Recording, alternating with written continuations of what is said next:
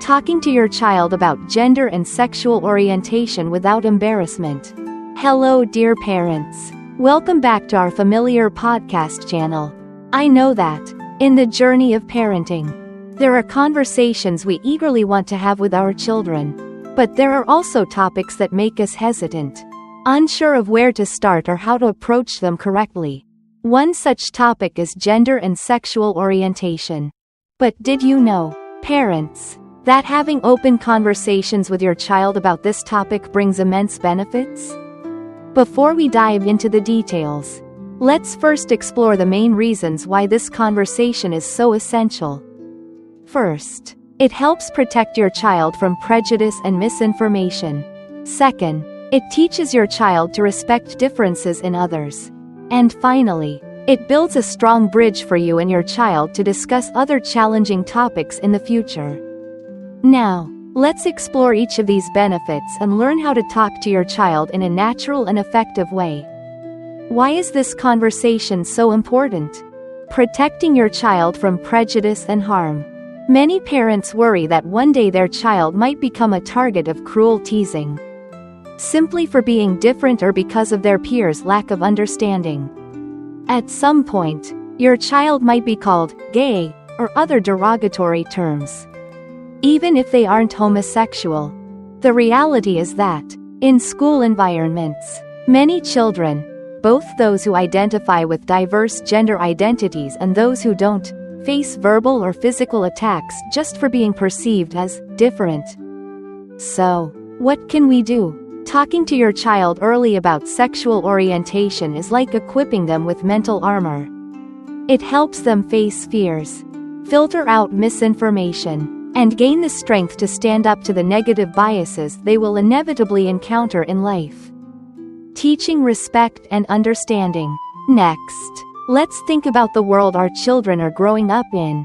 They will meet and interact with many people, friends, teachers, relatives, or even characters on TV or social media.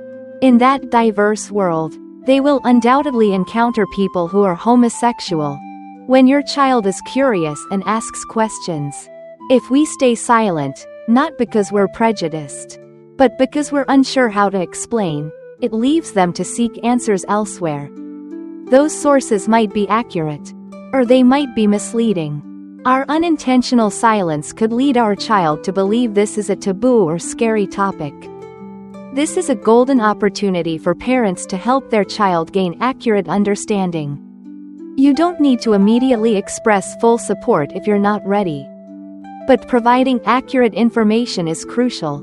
Misinformation can sow confusion and fear in your child's mind, potentially leading them to bully or act violently toward those perceived as different. Conversely, by providing accurate information, you're teaching your child one of the most important life values: respect. Building a foundation for future difficult conversations. Here's a wonderful benefit many parents may not have considered. Discussing sexual orientation is one of the toughest topics. If you can openly talk about this with your child, then other challenging topics, like academic pressure, relationships, or life's setbacks, will become easier to discuss together. Moreover, when your child gets used to having open conversations with you, they'll feel comfortable turning to you as a trusted ally whenever they face difficulties or need sincere advice. Golden tips for parents. Now that we understand the importance of this conversation, how should we start? Here are some practical tips for parents. Don't wait for your child to ask. Create opportunities. Many parents wonder about the right age to start. The answer is, as early as possible. Tailor your approach and the amount of information to your child's age. An important note: when discussing sexual orientation, you don't necessarily need to talk about sex. Help your child understand that same-sex relationships are also based on intimacy, love, care, and sharing, just like how mom cares for dad or vice versa. You can use moments like watching a movie with a gay character or seeing a family with two moms or two dads in real life to naturally start the conversation. Listen actively. One of the most critical skills in any conversation. especially with children, is listening, instead of just talking. Ask about your child's thoughts and perspectives. What do you think about this? Or, do your classmates talk about this? Listening carefully helps you understand what your child already knows correctly and where they might be confused.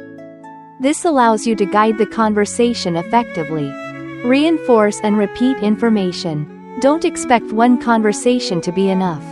Children, especially younger ones, can only absorb a small amount of information at a time. Treat this as an ongoing conversation. Occasionally revisit the topic.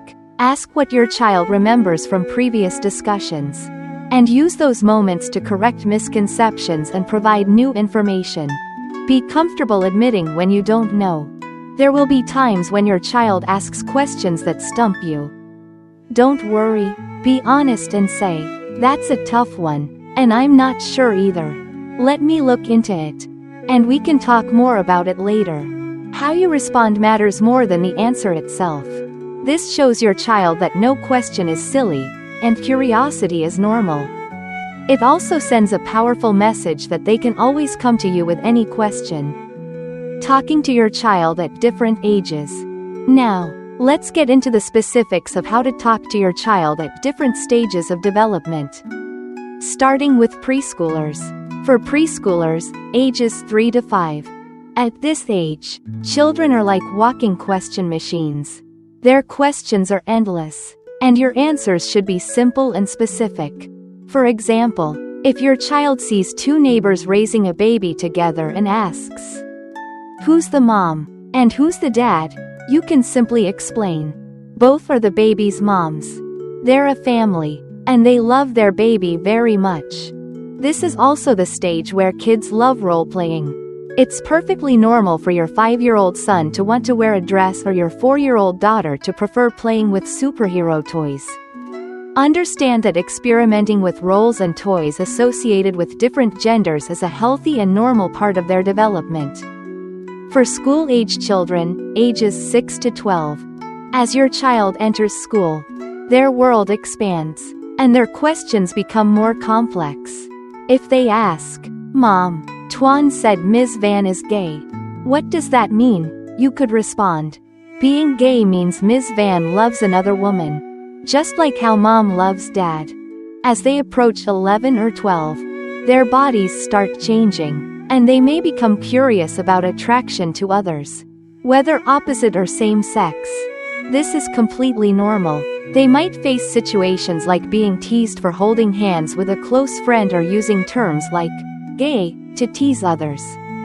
This is a critical time to sit down and have a serious talk about respect and appropriate behavior. One question that might worry parents is, "Mom, am I gay?" If your child asks this, the most important thing they need to hear is, "No matter who you are or what your sexual orientation is, we will always love you unconditionally." Reassure them that as they grow, they'll find the answers that are right for them. For teenagers, ages 13 to 18. Finally, the challenging yet meaningful stage, adolescence. This is when your child's sexual orientation may become clearer. They might realize they're attracted to someone of the same sex, or a close friend might confide in them about being gay. There may come a moment when your child says, "Mom, Dad, I'm gay." You might feel shocked or confused. And that's okay. But please take a deep breath. Your child has gathered immense courage to share this with you. What they need most is not judgment but listening, understanding, and love. Let them know you'll always be there for them. During this challenging phase, don't hesitate to seek support from experts or communities of parents with gay children. They can offer valuable advice and empathy. Talking about gender and sexual orientation isn't a lecture. It's a journey of companionship. It doesn't require you to have all the answers, but it does require an open heart, arms ready to embrace your child, and a firm affirmation, "We love you, no matter who you are." Wishing all parents and children meaningful conversations and an ever stronger bond.